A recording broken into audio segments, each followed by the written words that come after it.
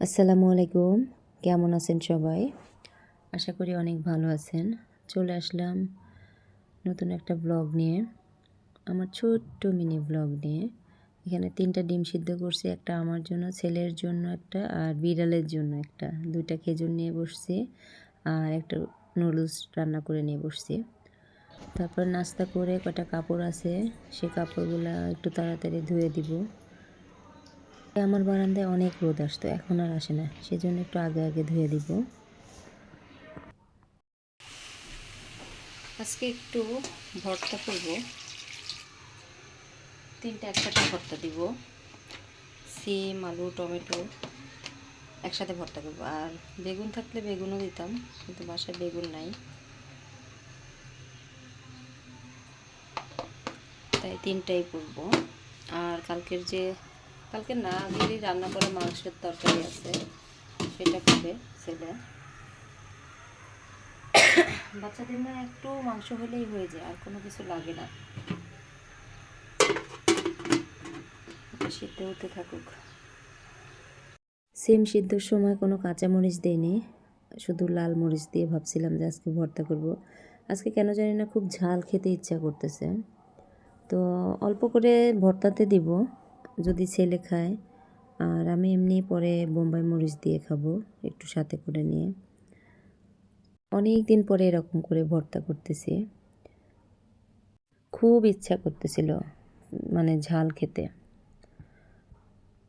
ছেলে ভর্তা খেলে খাবে, না খেলে না খাবে, অসুবিধা নেই। ওর জন্য মাংস আছে, সেটাও গরম করে দিছি। আজকে তেমন কোনো কিছুই আর নতুন করে রান্না করলাম না, কারণ আগের খাবারগুলো শেষ না হলে নতুন রান্না করলে আবার ওই খাবারটা থেকে যাবে, আগেরটা তো আর খাওয়াই হবে না। তো ভর্তা দেখে আমার জিহ্বায় পানি চলে আসছে।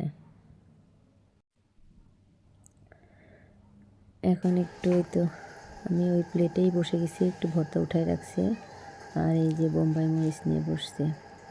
আমি অবশ্যই এরকম করে মরিচ দিয়ে খাই না, মাঝে মাঝে, তাও একটু। একটা মরিচে হয়তো বা আমার 1 সপ্তাহ লেগে যায় একটা মরিচ খেতে খেতে।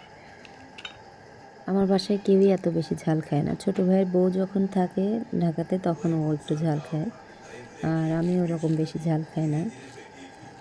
আজকে আমার খুব ইচ্ছা করতেছে, আর শরীরটা অনেক খারাপ লাগতেছে, কেমন যেন ঠান্ডা কদিন আগে ভালো হয়েছে, আবার শুরু হয়েছে।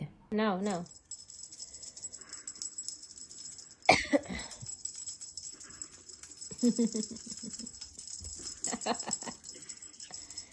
এই তো পাখিটা পাখিটা, টা টা টা টা টা,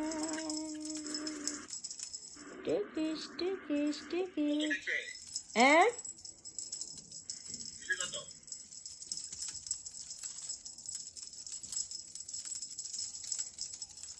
দাঁড়াও।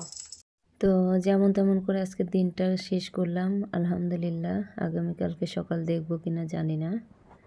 সবাই ভালো থাকবেন, সুস্থ থাকবেন, সাবধানে থাকবেন, আমাদের জন্য দোয়া করবেন যেন তাড়াতাড়ি সুস্থ হয়ে যায়, ঠান্ডাটা বেশি না লাগে। আল্লাহ হাফেজ।